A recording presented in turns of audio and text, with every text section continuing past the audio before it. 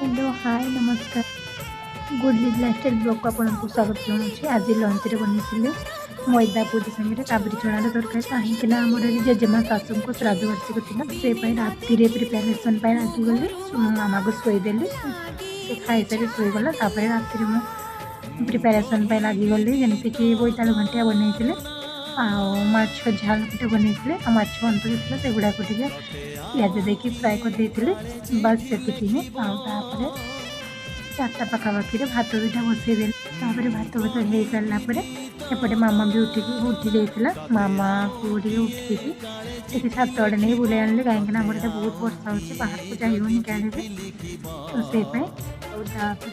एपटे संध्या देदेली संध्या होगा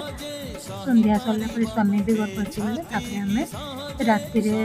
भात आ जहाँ सब आइटम करते सब खाया लगे आइटम गुड़ा बहुत बढ़िया मो भिडियो भल लगी लाइक कमेंट